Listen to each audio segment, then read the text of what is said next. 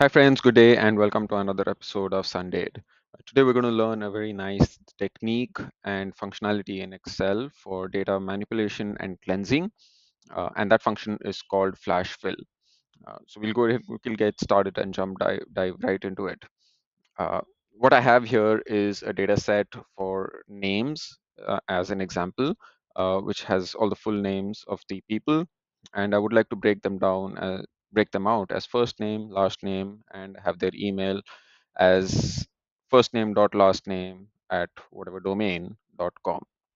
Right. So rather than having to do this repetitively, or using the break function left or right, this thing, we're just going to use the flash fill feature in Excel. So what we have to do is, in the first instance, I'm going to break it out for the first sample over here, and then that's it. You go to the data tab, you have the option called flash fill over here. That's what you see. The shortcut key is Control E over here. You just click it, and all of the data gets updated as a result over here. On the email, it's something similar. I can put in as john.smith at domain.com. I go to the next cell, hit Control E, and everything is updated.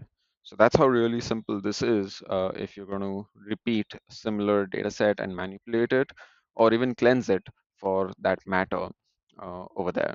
So I think this is a great feature and you should try it out. Uh, that's all I have for today. I hope you found this useful and see you next week.